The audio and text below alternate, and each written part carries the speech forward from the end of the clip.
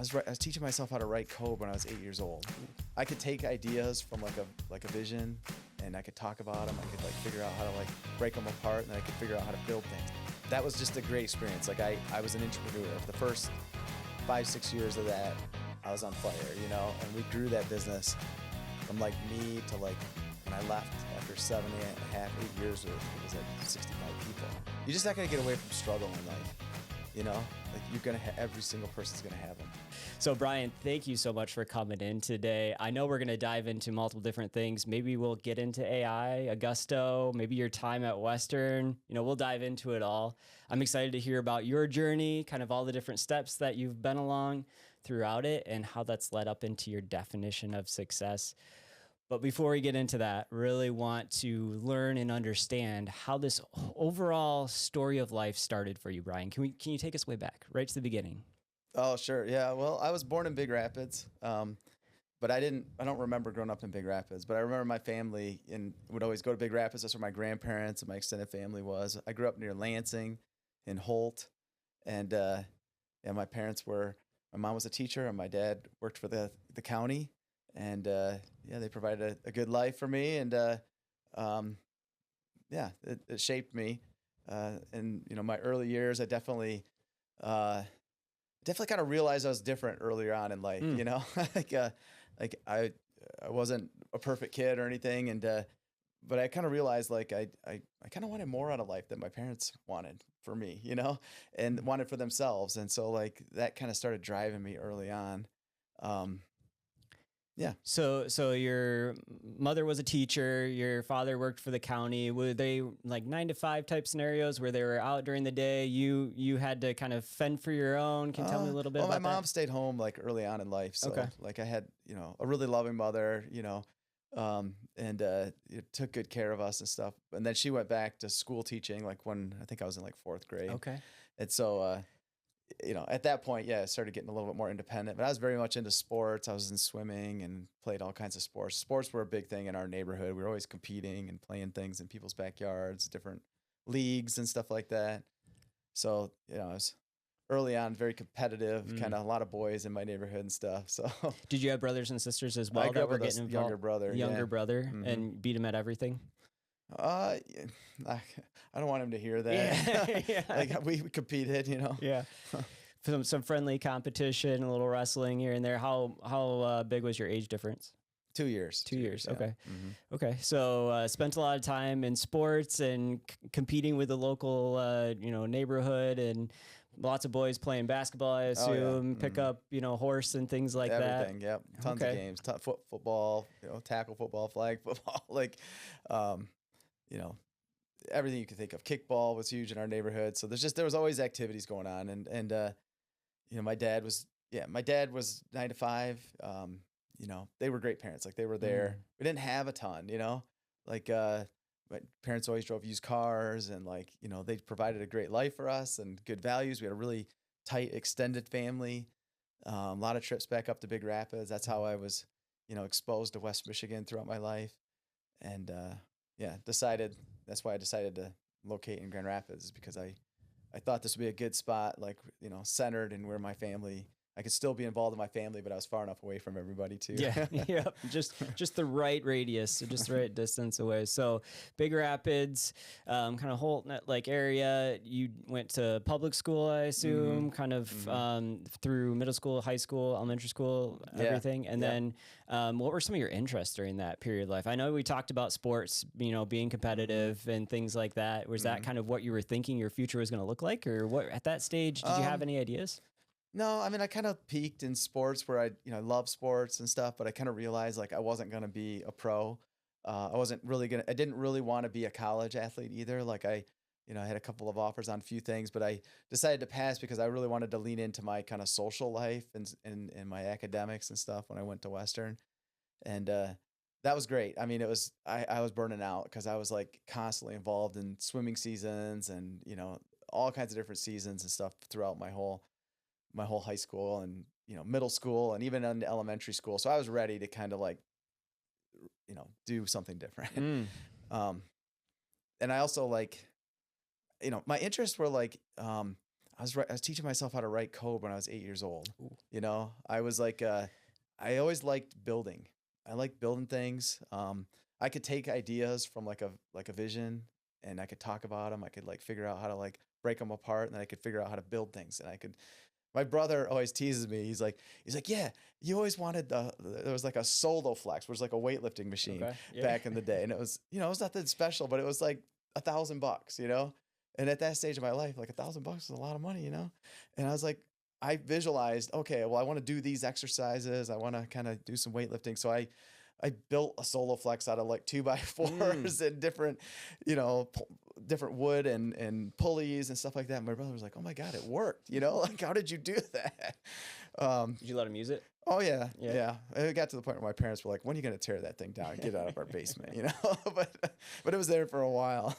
Nice. And I heard you say teaching yourself coding at 8 years old, like just because you enjoyed building, creating things so much that got you into that? Or was there someone else around you at that age where you saw them kind of doing that and you're like, okay, that's interesting. I want to get into coding. Well, I think my mom was looking for things for me to have interest in, and my parents wanted me to, so they were exposing me to things. So I took some early like computer classes, and, you know, computers in those days, like, you know, I was going to school in that age in the 70s, you know, and so like computers were just coming out, 70s, early 80s, right? And they exposed me to computers early on, and I was getting excited about, you know, graphics and like, you know, seeing what you could do. And then they bought me a TI 99 4A computer. It was a TV that, it was like, you was a computer you'd plug into your TV, and they didn't have a lot of money, so like they only bought me one game, and it was a math game. And you know, like that game got pretty boring pretty fast. And and then if you took the cartridge out and you turned it on, it came up with a question mark, and you could type. And I was like, well, what the heck am I going to do with this thing? And I just pulled out the manuals. I started reading, you know, started figuring out like, hey, if I start typing commands into this thing, it'll actually start doing things. And that's where I started programming, is like I started figuring out that I could actually build things with the computer.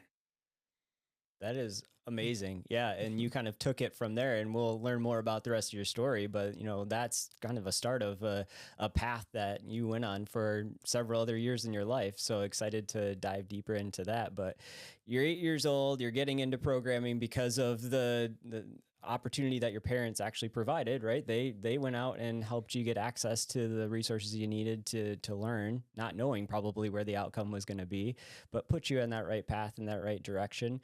Now you're getting into high school, you're getting into looking at what university and college. I know we've talked about Western, it's coming up a couple of different times, but what caused you to kind of get into the field of, you know, what you went into for study at Western? Well, I mean, I think probably what cemented it was I wasn't like a great student in high school. It took me a while to kind of figure out how to really get in the groove of getting good grades and stuff. So I graduated with a decent grade point, but I wasn't like a 4.0 student or anything.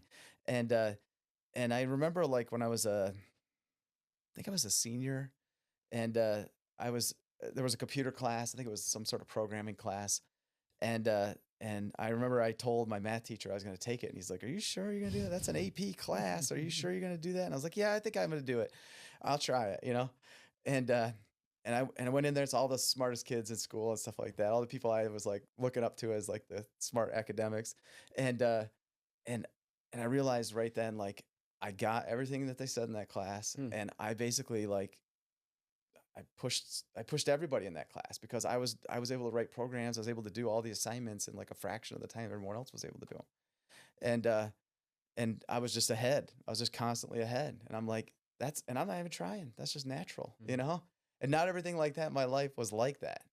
So I kind of found a way to get flow, and I found a way to get like something that I was good at, and it was easy to be good at it. And so I knew pretty much then, it's like, I got to keep going down this track, because this is easy, and like it's valuable, and it's like this is the future, and I like it, you know? And that's what caused you to get out into university and apply to different schools, and kind of what was that journey like for you? I mean, I think my parents were pretty much set. I was going to go to school. Like I was going to go to a college no matter what, you know? And I wasn't at a point where I had like grades to get into U of M or like Michigan State. Maybe I could have got into Michigan State, but I didn't want to go to Michigan State because I grew up in Lansing, and it was really close to my parents. And and I started looking at other schools and stuff. And I went to different ones, and Western was the one that I enjoyed the most. You know, it's like I enjoyed Kalamazoo. I thought it was a place that I could like grow and kind of fit where I was at in my life at that point in time, and it was a great experience. Like I started out in computer science, and I went through some struggles, like realizing like, man, I thought I was good at like, programming, but I'm not as good as like some of these guys, you know? Mm. And and I don't necessarily care as much for the theory as I do for the application of the software to a business problem. So I switched into the business school and I got a business degree, but I had like a computer information systems with a programming focus like through the business college. And then that experience basically gave me, you know, a lot more depth and breadth in terms of like how to run a business and what business is all about and how businesses use software, and um, gave me leadership opportunities, gave me, you know, accounting and finance background in terms of being able to think about, you know, how do we actually grow a business and what does entrepreneurialism look like Mm. to some degree, you know? So I was doing early entrepreneurial ventures in school. You know, I've had multiple failures in my life, you know, like plenty of them. And then you just kind of try and pick yourself up and learn from all these lessons, you know? And then school was at the business school. Is that your first kind of introduction into entrepreneurship and owning your own business? I know you learned a lot about it. You know, you talked about accounting, financing, all good things to know as a business owner. But were you involved in any of those environments through prior to that, or is this kind of your first intro?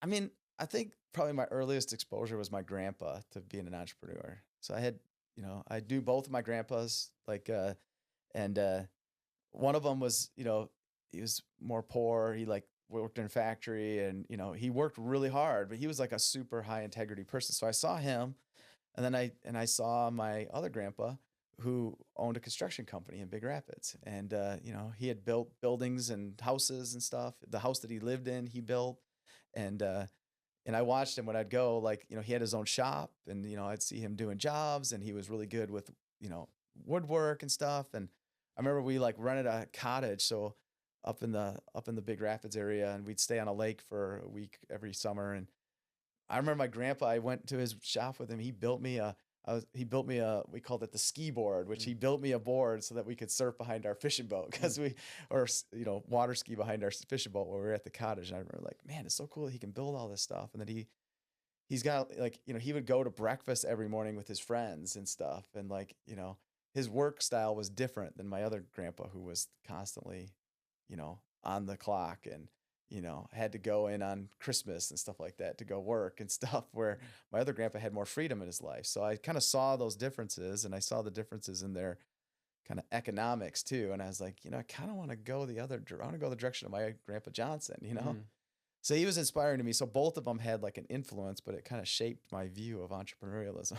Yeah, and also you obviously picked up some of your crafty skills from your grandfather Johnson too, with the weight machine that you're able to build with 2x4s and things Oh like yeah. that, even in high school. So yeah, he had a big influence on your life and obviously your future and things like that as well. It's what I just love about just, and we don't do it a lot, but just taking time, just like think back to our parents, our grandparents, and like, you know, at the time, it's like you don't realize the impact and how much they are shaping, you know, your ideas and about your future and, you know, what you potentially could do, could become, you know, showing you those insights. This is what owning a small business could look like. I know I've a blessing of having that in my own life too, with my grandfather, similar type way, and my father. So thanks for sharing that story. So you're in college. You mentioned, you know, some people flounder a little bit in college. They're like go in for one thing, they, you know, completely do a 180. I think you kind of combined two different things, right? You combined computer programming with business, and then we're able to kind of take that next step. So talk to me a little bit about what happened as you got into your kind of first jobs and first ventures, first entrepreneurial ventures and things like that. Yeah. The first entrepreneurial ventures were in college, right? I did some partnerships with a few people, and they were, you know, it was a kind of rude awakening of like, oh man, this isn't as easy as it seems, you know, and had some failures, you know, and tried to balance that with doing school and like a job too. So it's like you start realizing like, oh well, if I don't focus on something, it's not gonna happen, you know? So you had three different things. You had the entrepreneurial, is it one or two different ventures going on? You said a few. I think the most I had going was one entrepreneurial venture, but I And was having all kinds of conversations with people. I was always dreaming up new business ideas with people. Visionary. Mm-hmm. Yeah. And then at the same time, you were working. Mm-hmm. You got to pay for school somehow, right? And then you were doing your school, and kind of that idea of, focus, follow one course until success kind of hit you. Mm-hmm. So what was that first venture, out of curiosity?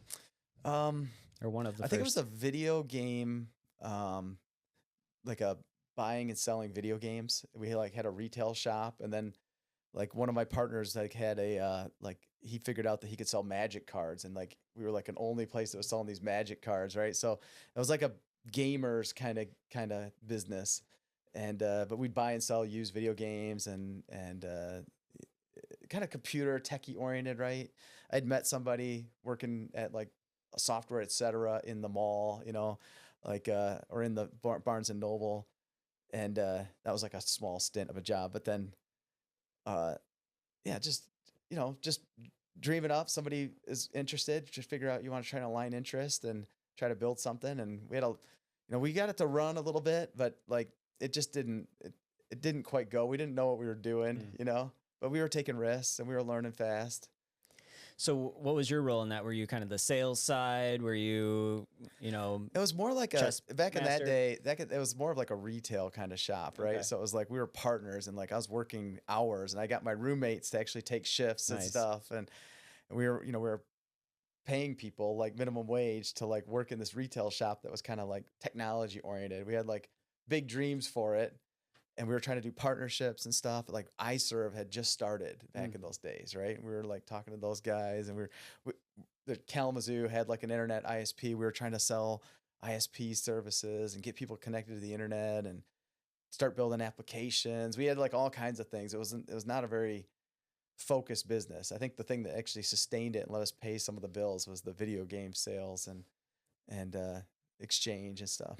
Is that something, video games obviously has come up a couple different times, but cards and things like that. Is that something that you got into that business because you're excited about it, knew that there was a need and able to fill it? Is it something you like, okay, I can make money doing this? Kind of what were the drivers? Well, in those days, I was into gaming a lot more back then, right? Like I did have to make a conscious decision over time to like really pause being a gamer, and focus on other things because I needed to use that time for other purposes. But in those days, we were playing a lot of video games. It's a way to compete with your friends, and like we're computers, and we were in college. Just filled time, and we were all excited about it and stuff. And it was something I was much more passionate about.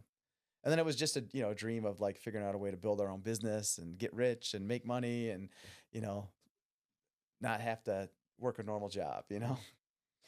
And you mentioned that that didn't take off quite as fast, or have as much momentum over time as you wanted, or you guys thought at the beginning. Then we like split as partners, and like it's like we kind of went in different directions and stuff. So I learned a lot in that journey. Yeah, and sometimes you have to go through those. It's interesting. People can tell you over and over and over, this is going to happen. Here's some things to watch out for. Be careful of this, and mentors throughout your life. But sometimes you just need to go out and experience it yourself, and then you learn and don't do it again. So exciting! Thanks for walking through that. So you are finishing up. You're graduating. You've got a couple different ventures under your belt. What was the first kind of maybe position after college? Well, as I kind of wound down that kind of entrepreneurial venture, I got really focused on like, I got to finish school strong. So I started putting my focus and energy into finishing the capstones, and actually did we ended up taking on a project way bigger than we probably should have, and ended up building like a really pretty sophisticated prototype of a system for career services at Western, where you could like upload your resume, and then people could see you could see job postings, and you could like look at resumes online, and it kind of managed the facilitation of what was happening in career services from a manual perspective. Was it called Indeed by any chance? No. It was like a very early version of that, right? More tailored to like career services at Western. It was like a problem that we had seen, and it was like, and I was going through career services, so I started like working through that and getting interviews and stuff, and then I was starting to kind of think about like what what is it that I want to do coming out of school? And I was leading this team in this capstone project, and I was like, building this software and trying to build a presentation, and got like, I was so excited about it. I invited the president of the university to come to our capstone presentation, and he did, and it's like, it's so fun to be naive, but it was also like exciting, and like, I learned a ton and I was able to attract people. And so anyway, I was like doing that really kind of in-depth project, and I was really into it. And then I was doing the career services and interviewing and stuff. And so I just said, like, I'm not sure I want to go get just a job. I don't want to go get like a job at a manufacturer, or like for me, I need to go see other businesses. I really think a consulting path is going to be the right path for me. And so I started focusing on trying to get a job at like consulting companies. So I focused on like Anderson Consulting, Arthur Anderson, which is now Accenture, and then Ernst and Young, KPMG. Crow was coming through, and Crow was here in Grand Rapids. They had a South Bend headquarters, but they had an office in Grand Rapids. And so like I kind of saw that as an opportunity. I went and I interviewed. I had offers from all those consulting companies, and I picked Crow because it was in Grand Rapids. I was like, that's a spot that I want. I'd rather be there than working in downtown Detroit and traveling everywhere. And if I have to travel, I'm going to get a lot of travel experiences. I'm going to see a lot of businesses. It's going to be a little bit smaller firm, and I'll know people differently. And so that was like great experience for me. I got to see a ton. They threw me right into the lake, and and I had to swim, So you obviously spent some time in Kalamazoo, which is south of Grand Rapids. You spent a little bit of time, north of Grand Rapids. You got introduced to the area, and then you picked a job specifically because of the area. What were some of the things that mainly drew you towards West Michigan, Grand Rapids area, outside of some of the other offers that you probably had from some of the other consultants? I mean, I wanted to be close enough to my family, and I thought I could build a life here, and I saw like Grand Rapids as up and coming, and but the Van Andel Arena was just opening, and the Bob, and there was all this, the Grand Action, committee, and I wasn't as aware of that, but like you just see Grand Rapids was coming back, and it was going to be successful. And I was like, I can look at all these other options, and I did look at going out to Colorado. I love skiing and stuff, so I wanted to look at that, and I just decided like I wanted to be here. And I had a girlfriend from college, and she asked me where I was going to be, and I said, if I'm going to be anywhere in Michigan, I'm going to be in Grand Rapids. And she got a job in Grand Rapids, and like that was definitely a big draw, So there was a lot of factors, but I would say probably my wife now, and my desire to root someplace where I could be close enough to my family, and someplace I thought I could build a life. Yeah. So at that time you were kind of juggling a couple of different things, one being, finding a place to raise a family and, start that phase of life, but then also find a career path that could put you on the trajectory that you wanted to be on. And I was like, I knew the family would come, but that wasn't where I was. I mean, it was like at some point, I want to be in a spot where I can raise a family there, but I just, I wanted to be in my 20s and like, travel a lot and see a lot and have friends. And, my wife and I ended up getting married, and, like wanted to, live a good life, live my best life. And the kids were going to come eventually is what I always thought. And they did. Yep. Do that double income, no kids for as long as possible, right? In some scenarios. But the time at Crow, and you mentioned they threw you into the lake and said, sink or swim, buddy. And you had the great opportunity to get involved in lots of different types of projects. And it sounds like a wide range of different things they put you in. Did you get the chance to do some traveling then in that and visit on site, visit some different locations? Oh yeah. I traveled all over the world. I was on airplanes every week, and going to clients, working in different types of companies all over the Midwest, all over the country. Got exposed to like building strategic partnerships, got exposed to being involved in the recruiting process and the hiring process, got exposed to having to answer to executives and to deal with problems, deal with budgets, deal with, producing the results that, we promised and stuff, and building teams. And, but ultimately, like I decided after about 5 years that it was a great experience, but I had kind of outgrown my desire to be a partner at Crow because I was so frustrated about traveling so much, like there wasn't Zoom calls, like if we wanted to go meet a client or if you wanted to go talk to somebody, you know, you had the phone or you had to drive or fly to that person.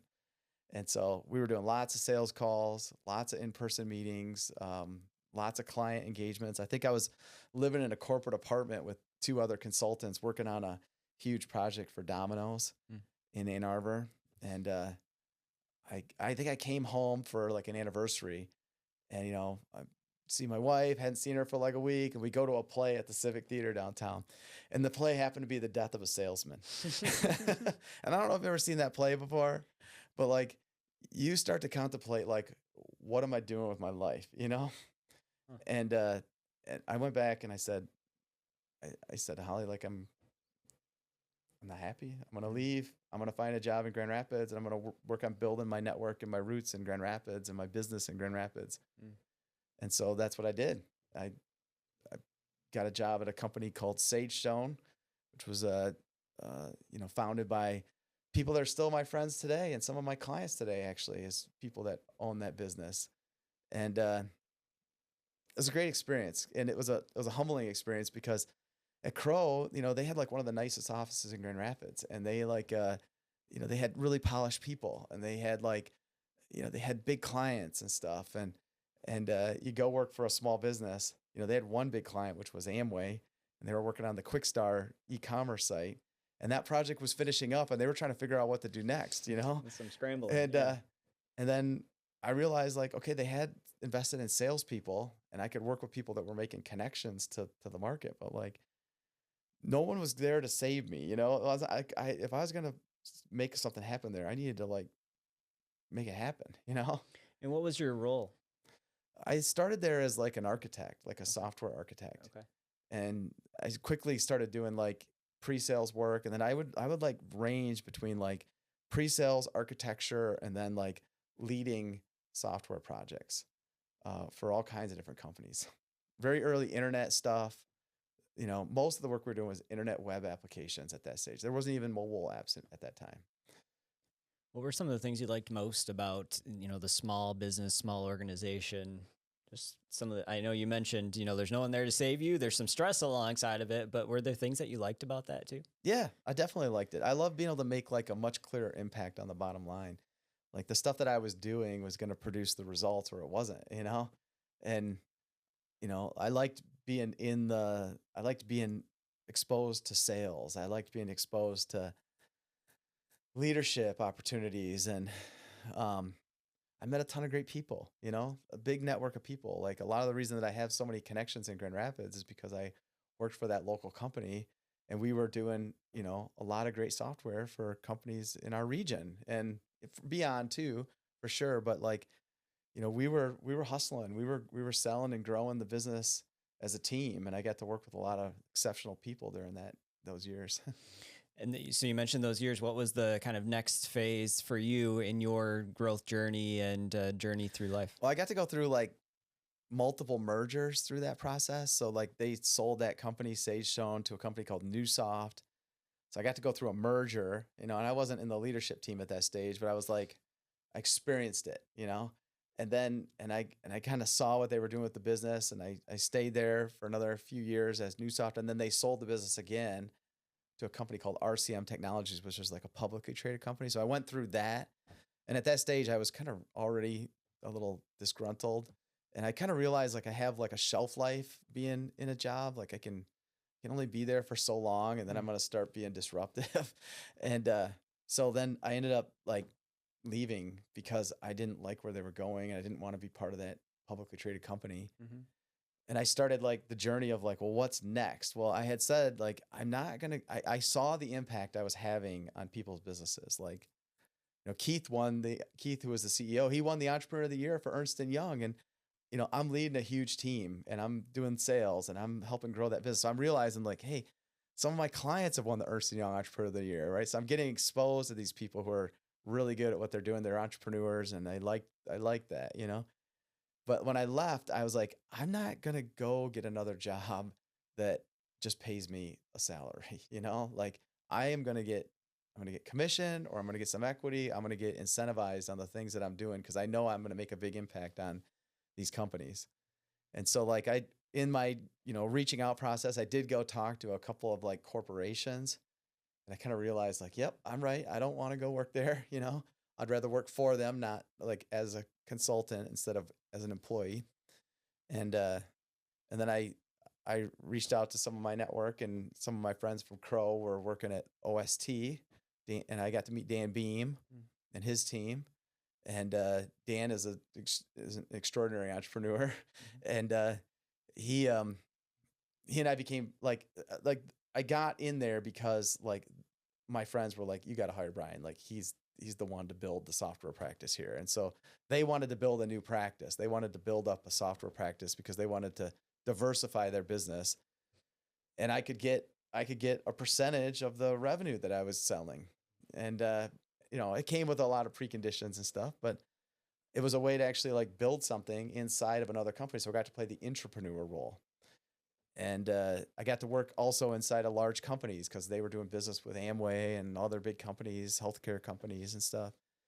And so like I just got exposed to a lot more, and they had a sales team that was even bigger and more polished, and had a lot of clients that they were selling like large data centers equipment to.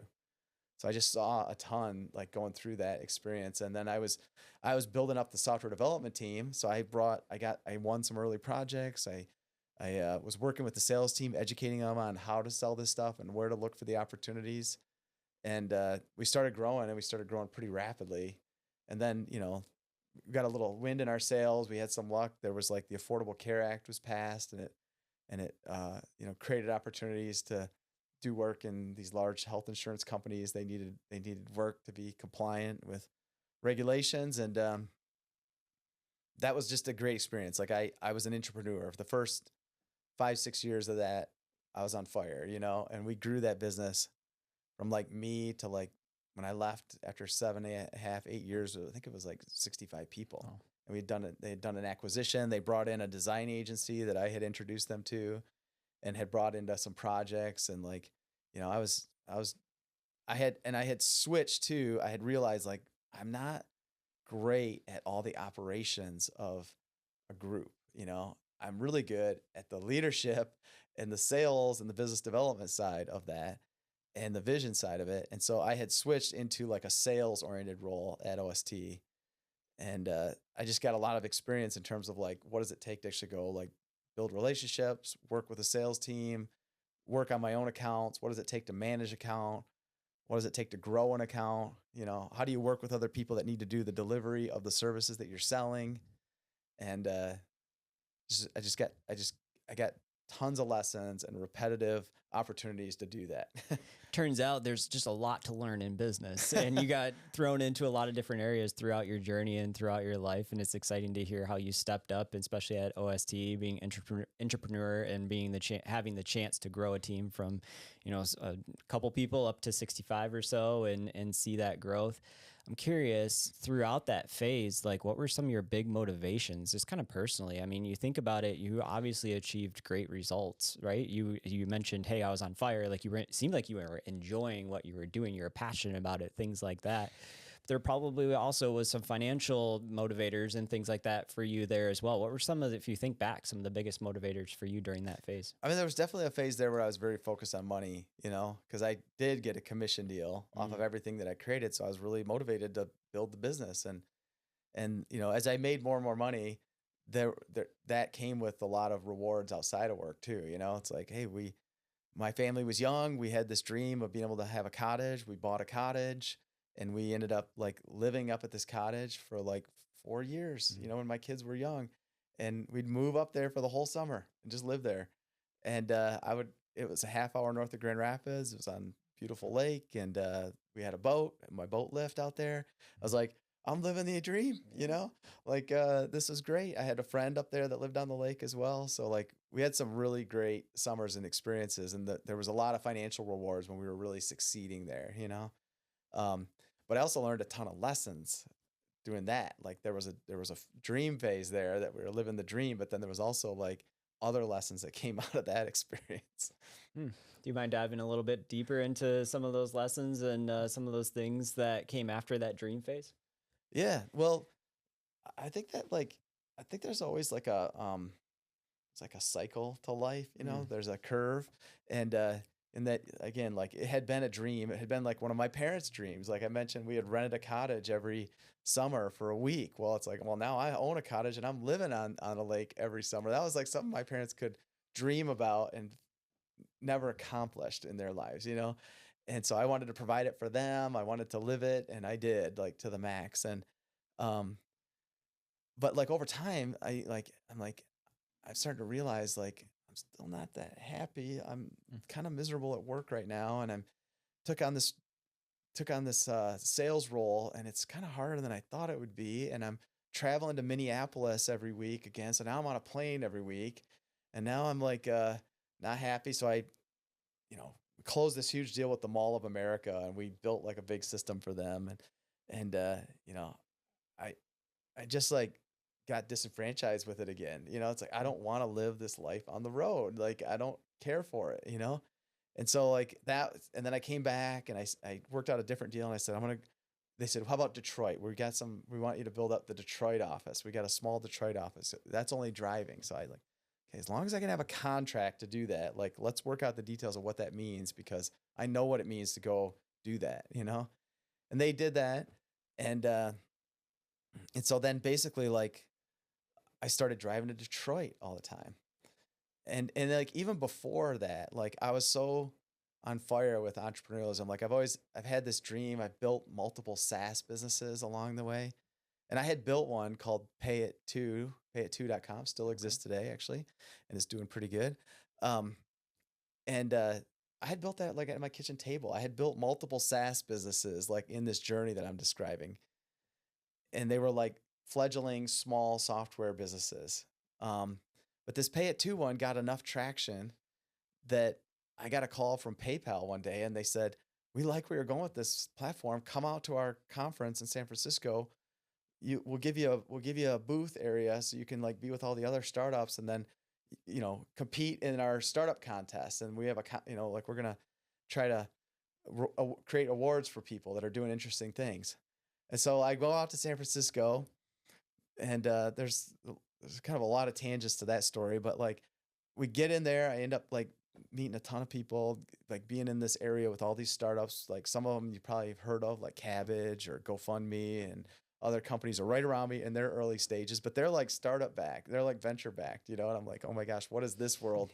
And but I ended up winning our category at that conference, and I came back and I got talking to Dan Beam, and I said, like, I don't know what I'm doing right now. Like I'm making good money. I have just had another baby with my wife, and like, I'm really interested. I'm fire, but for this SaaS business, and worked out a deal to sell it to him. And but he took like a majority interest in it. And so like I was also working on that Pay It To system at OST while I was working on growing that business. So I had like two different ventures that I was leading, and eventually I got really focused on that Pay It To thing, and then I had to switch back. And so I was like constantly switching back and forth between these two ventures. And then the Pay It To thing at the time was like, OST they were into it too. They put a fair amount of money into it,. But they didn't know what they were doing either. So we were like learning, and we were hitting these like plateaus, and we didn't know how to get past them in terms of growing that business. But it was still like creating revenue, and but it wasn't enough to like change my focus. So Dan had said, like, "Hey Brian, I need you to go back and focus on growing this app dev team. It's struggling without you right now." And so I went back and I did that, and that's when I got into all these, travel things. Cause when I went back, it's like, there wasn't a spot for me in the ops. It was like, you need to figure out how to sell and grow this thing. So like, that was like this parallel journey I was going on, during OST, and I was living at this cottage with my family. So like all that, you get to a point where it's like, you're overwhelmed. You're starting to feel like, what am I doing here? What am I doing with my life? And then my wife was like, you need to start reading books, Brian. So she turned me on to a couple of books that she had like, saw advertised on a Kindle or something, and I was driving to Detroit. So I'm like, I'm done listening to the radio, and I just got Audible, and I listened to about 100 books during that year. And I focused on entrepreneurialism, self-improvement, finance, real estate investing, investing in general. And I just absorbed as much as I possibly could on those drives. And that really changed my life. And there, there's lots of books. I mean, I think like Rich Dad Poor Dad made it really clear to me that I owned a liability on that lake, and it wasn't an asset; it was a liability. And if I wanted to change my life, I needed to have cash flowing assets, Mm-hmm. and go through that journey with my wife around like, hey, we need to sell this thing. Like, what do you mean we need to sell this? It was our dream. We wanted to have this. We wanted to hand it off to our kids when we retire and stuff, or when we die. And this has been it, and it's like, well, we're not happy doing that, and like, look at the stress it puts us through and the stuff we have to do just to make money. So we decided to sell that cottage because of all those books. And then she was starting to read the books. She was starting to do lots of listening to podcasts and stuff and getting educated. And we've really been on fire for that ever since those days, Yeah, I love that. Thanks for walking through that story. I can just imagine you're having that conversation with your wife. She's like, shoot, why did I tell him to buy books? What other books did he buy? And you're going through and like, oh shoot, what else is going to more colorful language than that? Yeah. What else is going to happen around here? And kind of the joke is that some managers are asked by their team, hey, what book are you reading right now? So they understand what's coming, because there is so much value in those opportunities and diving into what other people have experienced and consolidating 20, 25, 30 years down into this book that you can listen to now on Audible. Mm-hmm. And it's exciting to hear you say that was a aha or turning point in your journey and in your life with Rich Dad Poor Dad and some of the different books that you had the chance to dive into there. I'm curious throughout your SaaS business that you had the chance to jump into and start, and then time at OST. It seems like there were some times when you're on highs and sometimes on lows, ups and downs just with business in general. How in those low times, like what were some of the things that you were able to do from whether it's belief standpoint, habit standpoint, or just things that you were able to, how were you able to get through some of those times? I mean, you're just not going to get away from struggle in life, like you're going to every single person's going to have them. And I don't really like struggle that much, but when I get into struggle, I just kind of got to the point where it's like, I need to manage it, and so, yeah, I started, I would do things, I tried meditation, I've invested in counselors in my life. I've invested in mentors. I've invested in seminars, reading, things that I could do. Like I got really inspired by Napoleon Hill, and I was reading, not Rich Dad Poor Dad, but Think and Grow Rich. And then I really got into his book, Outwitting the Devil, because I feel like that's actually a total masterpiece, Outwitting the Devil. And it didn't actually get published until like the 90s or the 2000s. And it was like a hidden manuscript and stuff. And it's like he interviews the devil, and the devil has to tell him the truth, and the devil basically explains how to outwit him.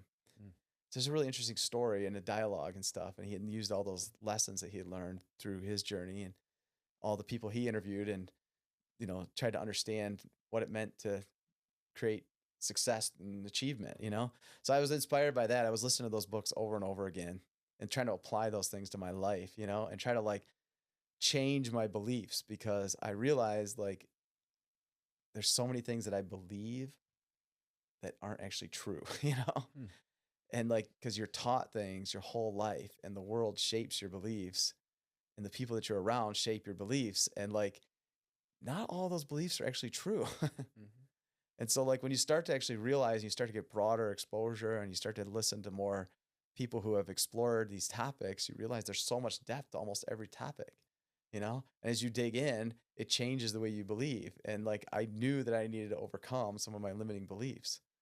And so like, that's always been that's been the quest now, is like continue to overcome these beliefs, and then like use the new understanding to grow.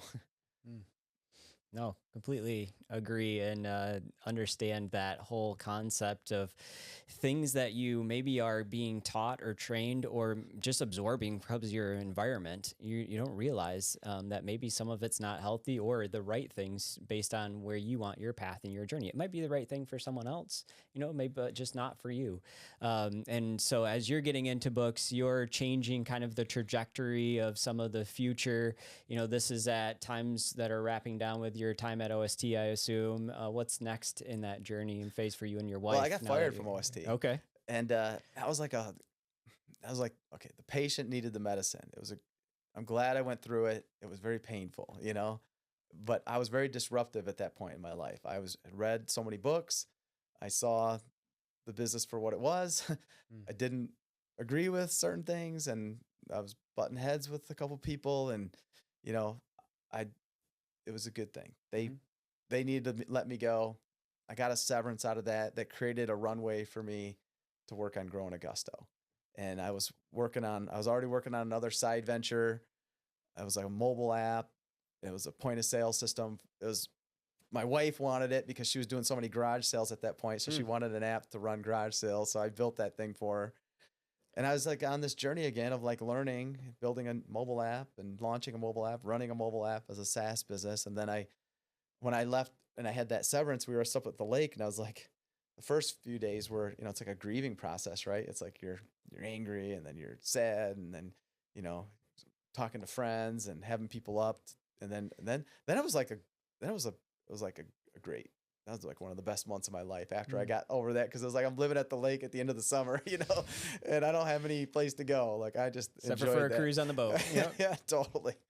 And then like, I also like started like leaning back into my network in the fall, and I started like going and talking to people and what are they doing? And like, how can I start collaborating with them? And I had this vision for a consulting business, and, how I wanted to build it, and how I thought we could serve the market, and how I think we could be different. And, so I just was working on that problem, and I was trying to attract people.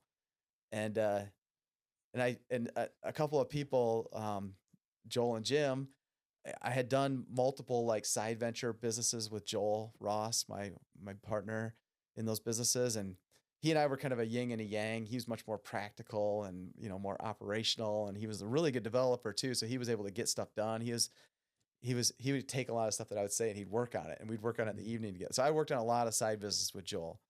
So I called him up, and then I had another friend that we both had worked at Crow. All three of us had worked at Crow together. His name was Jim Becker. And I always loved Jim, man. He was like, Jim's best quality is that he's the most friendly person in the world. Like no one that I know does not like Jim. And, sometimes I need people like that around me. Yeah. And, so we always got along great. We played soccer together. We could compete on things together. We were in the trenches on like, very competitive situations. And so I called both those guys. They knew each other, and I invited them up to the cottage, and I took them out on the boat. And I dropped the anchor in the middle of the boat, and I said, boys, we're going to figure out how to grow a business together, or you guys got to swim back, And we did. We figured it out. That's 9 years ago now, That's 9 years, and we're still going. But then I had, continued to like reach out to my network and trying to find ways to get to market, try to find ways to get clients. And there's a whole nother set of stories beyond that moment of being in the boat and deciding with those two guys that we're going to do a business together. Yeah. And one of the things that I noticed, just Augusto, on your website, you got pictures, obviously, of your team and the leadership team and some of the individuals you're talking about. There's also a picture of you guys sitting around a conference table, and you have EOS leadership books on the table. Is that something that you guys implemented right away as an organization, or later on, throughout the 9-year journey? It was later on. I think we've been doing EOS now for maybe close to 6 years. 6 years. The first 3 years were like inventing things and trying to pull from lessons we had learned being in part of other companies. And, we thought we knew a lot, and we had ways of running meetings. We had ways of like organizing, but we started hitting ceilings, and we were getting into like, we'd spend half of our time debating how we should actually like operate and do things. How should we run our leadership meeting? How should we run our quarterly meeting? How should, what do we do with an annual meeting? And we just everyone had all these conflicting ideas, and it was creating all these debates around like how we should actually do these things. And it was just a waste of time. And it created like tension between the owners. Then we had brought on another partner too. His name was Marty. And, it just created a lot of tension. And so we finally got to the stage where it's like, I'm reading books. And so I'm kind of focusing on like, we're struggling with this problem. People had turned me on to Traction and Gino Wickman. And so I read all those books, And I think like the Get a Grip book was the one that actually like kind of crystallized EOS for me because it was related to kind of the work we were doing. And then I said, let's start self-implementing this thing, So we start self-implementing it, and it started making a difference, but it like we hit ceilings again. And then we're back into debating how should we implement EOS. And then I basically said like, we're going to hire an implementer. And we did that for 2 years as a leadership team. And now we don't really debate how to run the company anymore. We just do it. We just run the operating system. I think that last word is what I was curious about, is kind of like it's the same people, right? It's the same vision. Potentially that shifted a little bit, but you guys are working on the same kind of problem, looking at the same outcome, but now you have a system of how to solve some of those problems in more of a defined way. It's not rocket science, but it's a process, right? And sometimes we just need to go back to our systems, whether it's in business and in family or, personal health and things like that. Sometimes there's the systems of habits and things like that. Are those broken? Are we actually following them or not? That really intrigued me. And so, yeah, thanks for walking through that. And then you mentioned your wife was doing garage sales, and I want to back up a little bit to her a little bit in this whole story, and how she was reading books with you, and she was looking for software from you that you guys worked on in collaboration on something. Is she in the entrepreneur journey? You met Holly. Is she in an entrepreneur journey as well? Yeah, she's like fully entrepreneurial at this stage. Yeah. Awesome. Yeah, it's interesting. Her journey, I mean, she grew up on the other side of the state. Her parents, worked in auto factories. And so, she wasn't exposed to entrepreneurialism. She got much more exposed to it by like being married to me and dealing with the things that I was going through. But she also saw like opportunities, and she's got a good head on her shoulders. She had worked for Herman Miller for 10 years. She was in the marketing team there and doing project management. And then she stayed home with our kids for 9 years. And then she went back to Hayworth after I left OST. And we were like, we were living in this cottage and we loved it, but like we didn't want to sell it initially. So the next summer, to make money, we said, well, let's start doing Airbnb. And so we Airbnb'd the cottage because we couldn't be there because she was working more. Our kids were also getting to that stage where they were getting a little bit more involved in school activities and stuff. So we kind of saw that it was like we're going to be there less. And so we did the Airbnb thing, and we still used the cottage, but we didn't have as much time there. But she became a super host during that journey. Oh, nice. And people just loved it because she's really good at the decor and the decorations and the whole like experience around in a space. And so she kind of started realizing that she's good at that. And her friends started telling her she's really good at that stuff too. And then the year after, we decided to sell the cottage because we were both reading all these real estate books. And she was like, I'm kind of on fire for real estate. I want to run some of these properties, and I think I can create really good experiences for people. And so we sold the cottage, and we took that money, and we ended up buying 2 duplexes and a long-term rental in Grand Rapids and Jenison. And that was a great experience for us. It was really sad to sell the cottage. It was very heart-wrenching, but we did it because we thought like we set a goal. We said like in 5 years, like we'll be in a better position and we'll buy a house on a lake, And so we started working on that together. And she was working at Hayworth part-time, raising our family. And then we bought these properties, and then she kind of took over the property management initially. And we thought, well, we'll eventually get property managers, but let's experience what it's like to run these houses, And so she did that. And like, even when we were at the cottage, I was continuing to expose her to like working with contractors. I was like, I don't have time. This is Holly. She's going to manage this project with you. And then she got really comfortable managing other people to do the kind of work you need to do to improve a home.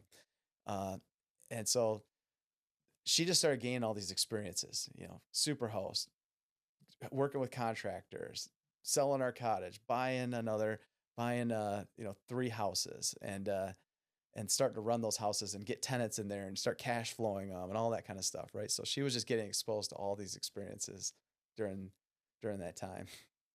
No, it's amazing how you guys were able to go through a little bit of that learning journey together and support each other, and probably have some good conversations around the dinner table. I know my wife's involved in our business as well, and we have the opportunity. She doesn't have her own business, but we have the opportunity to work together. And one of the things that I think about we probably should have a little bit more balance to this, but a lot of our dinner conversations are, business related, right? And like different ideas or things that we're struggling with or books that we're reading and things like that. So I just think about my kids and, there's probably pros and cons to that 100%. But I assume that your kids are probably going through a similar experience where they're hearing some of the ups and downs of owning their own business and things like that. And how old are your kids today? I got an 18-year-old and a 18, 16-year-old. 16. Mm-hmm. Awesome. And no, it's exciting to hear them probably be able to see some of your journey, and they might be like, nope, that's not what I want. I want that 9 to 5, but Yeah. at least they've been exposed to it. Yeah, totally. Yeah. So Augusto, that's what you're doing today. What are some of the biggest things that you're looking forward to in the future? Well, I think of all of these businesses that I'm working on as assets, right? So to me, it's like I'm trying to work on building valuable cash flowing assets. And, we're still heavily involved in the real estate venture too, just so I finish the story with Holly real quick and I'll go to Augusto. But her journey led her into, now we have 8 properties, and we started doing Airbnb properties, and we ended up owning 3 properties in South Haven, one near Saugatuck, and then another one uh, just outside of South Haven, maybe 15 minutes outside. And we have a business called Denim Vacations. You can go to Denim Vacations and rent a property from us and experience what I'm talking about with Holly's skills on creating these experiences. And, she's been amazing. She's been able to like build that business. And then through all of that and all of the like growth, she decided to get her real estate agent's license last year. And this last year, she did really well, and she won the GRAR Rookie of the Year. Oh, nice. So, she's starting to have success. She's really, continuing her journey to be, an entrepreneur and growing her real estate, business, and we own the, property business together, and she runs that. And so anyway, she's done well. She's got a bright future, I think, in front of her. But it doesn't come without a lot of struggle along the way, and a lot of, there's a few sleepless nights along that journey.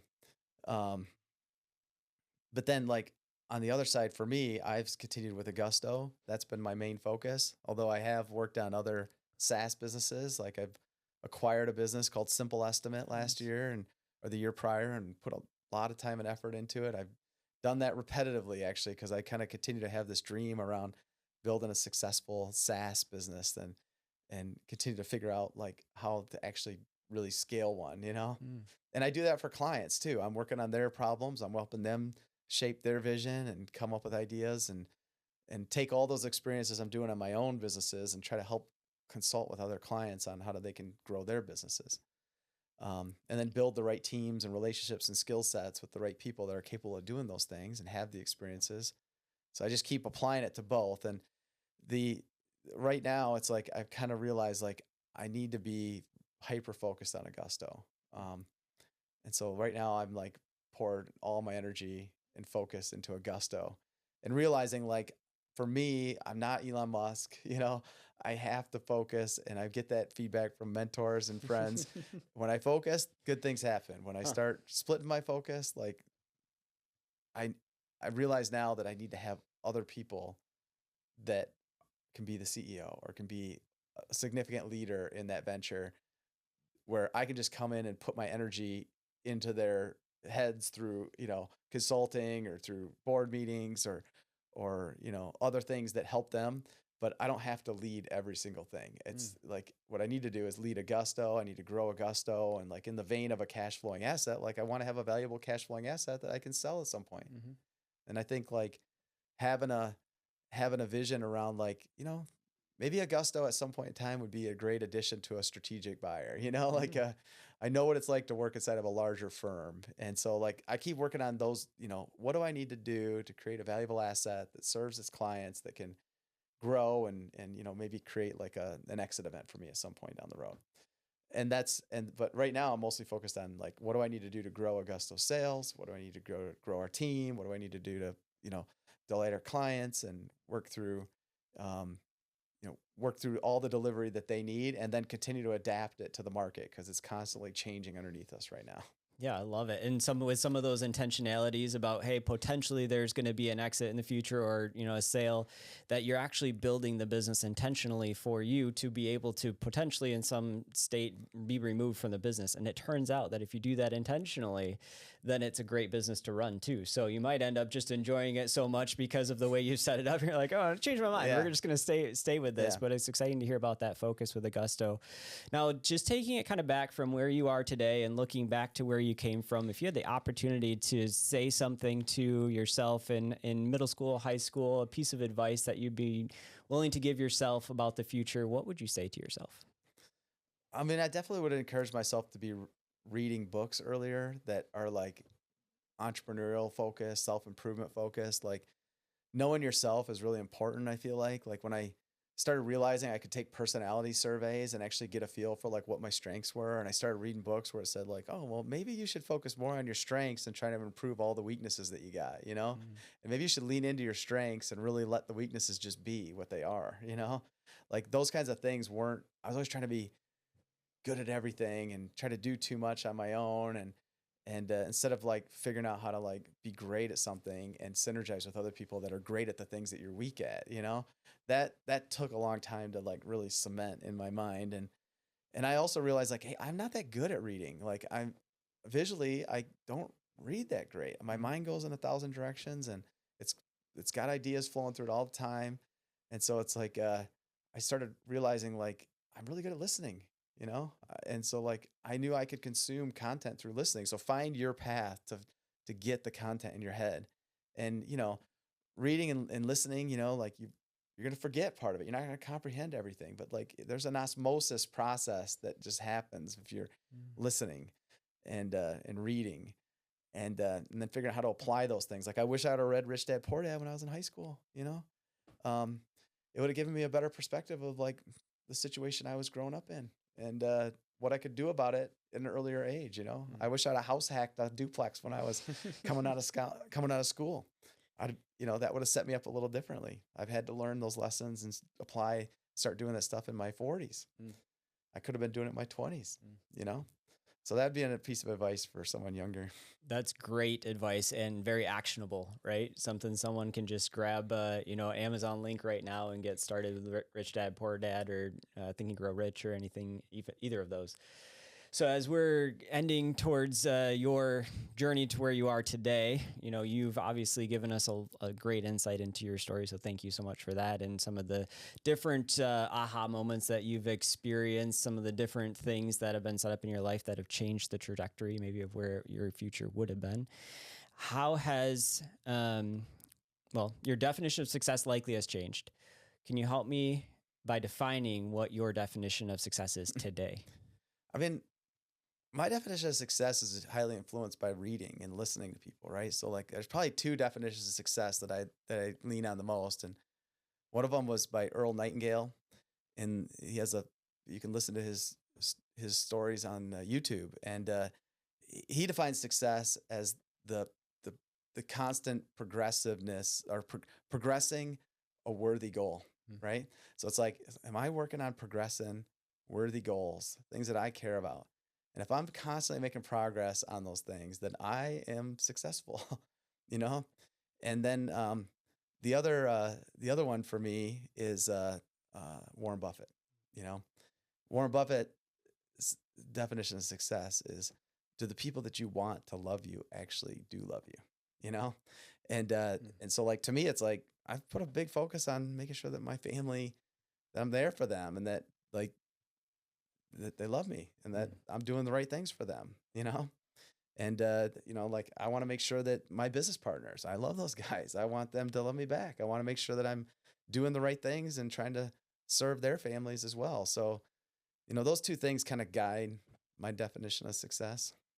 Oh, I love both of those, and they're great reminders, even, picking up a lot from this conversation for those that maybe haven't heard some of those definitions before, or even have been given mentors in their life that have said, hey, go out, grab a book, read a book. These are great actionable things for them to take and, hopefully help them discover that aha moment sooner in their life so that their trajectory can change. So Brian, thank you so much for getting involved in this conversation, for being willing to come out here and engage and tell your story. So it's been great having you on. Yeah, thanks for having me.